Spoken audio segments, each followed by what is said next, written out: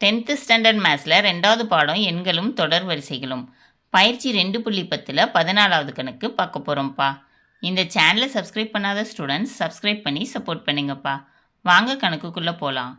T1, T2, T3, Tito Tito Tito என்பது ஒரு கூட்டுத்தொடர் வரிசை எனில் T6, T12, T18, Tito Tito Tito என்பது ஆ ஒரு பெருக்குத்தொடர் வரிசை, ஆ ஒரு கூட்டுத்தொடர் வரிசை, இ ஒரு கூட்டுத்தொடர் வரிசையும் அல்ல பெருக்குத்தொடர் வரிசையும் அல்ல, இ ஒரு மாறிலி தொடர் வரிசை.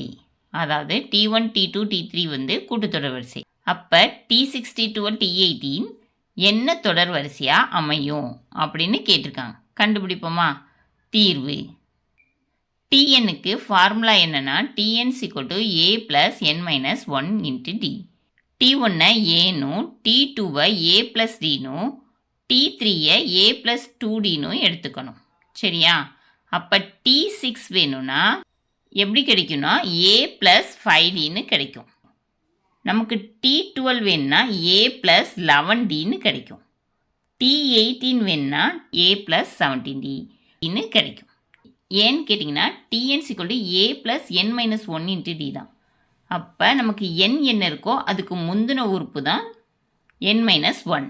18 இருந்துச்சுன்னா a + 17d, 12 இருந்துச்சுன்னா a + 11d, 6 இருந்துச்சுன்னா a + 5d. ஓகேவா? இப்போது நம்ம T12லேருந்து T6 கழிக்கிறோம். கழிக்கிறதுக்கு T12ஓட மதிப்பு என்னன்னு பார்க்குறீங்க? a + 11d. அதை எழுதிக்கிறோம். மைனஸ் T6ஓட மதிப்பு a + 5d எழுதிக்கிறோம். a + 5d. இப்போது a + 11d அப்படியே எழுதிக்கிறோம். இந்த மைனஸால் ப்ராக்கெட்குள்ள உள்ள உறுப்புகளை பெருக்கிறோம். மைனஸ் ஏன்னு கிடைக்கும். மைனஸ் இன்ட்டு ப்ளஸ் மைனஸ் தான் -5dன்னு கிடைக்கும். சரியா? இப்போது ப்ளஸ் ஏவும் மைனஸ் ஏவும் கேன்சல் ஆயிரும். 11dலேருந்து 5dயை கழிச்சா 6d கிடைக்கும். சரியா? அதே மாதிரி 18வது உறுப்புலேருந்து 12வது உறுப்பை கழிக்கணும். அப்போ T18 - T12. இப்போ a + 17d - a + 11d. இப்போ என்ன செய்யணும்னா a + 17dயை அப்படியே எழுதிக்கணும். இந்த மைனஸால் ப்ராக்கெட்குள்ள உள்ள உறுப்புகளை பெருக்கணும். Minus into plus a minus a, minus into plus 11d -11d. இப்போது ப்ளஸ் ஏவும் மைனஸ் ஏவும் அடியாயிரும். 17dலேருந்து -11d போச்சுன்னா 6d கிடைக்கிது. சரியா?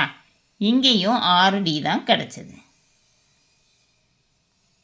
Therefore, T6, T12, T18 என்பது AP. APனா கூட்டுத்தொடர் வரிசை. அப்புறம் நம்ம பெருக்குத்தொடர் வரிசையானும் கண்டுபிடிக்கணும். அப்படித்தானப்பா? அப்போ T12/T6 கண்டுபிடிக்கணும். T12 என்னப்பா கொடுத்துருக்காங்க? a + 11d.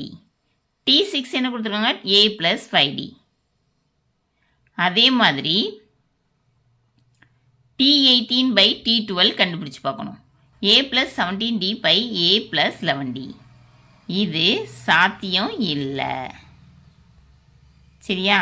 அதனால் இது பெருக்குத்தொடர் வரிசையாக இருக்கிறதுக்கு வாய்ப்பு இல்லை. அப்படின்னா T6, T12, T18ங்கிறது ஒரு கூட்டுத்தொடர் வரிசையாக தான் இருக்கும். சரியா? அப்படின்னா ஆன்சர் என்னென்னா ஆவண்ணா இது ஒரு கூட்டுத்தொடர் வரிசை. இதுதான் கரெக்ட். ஓகேவாப்பா? இந்த வீடியோ பிடிச்சிருந்துச்சுன்னா லைக் பண்ணுங்கள், ஷேர் பண்ணுங்கள், சப்ஸ்கிரைப் பண்ணுங்கள். Thank you students.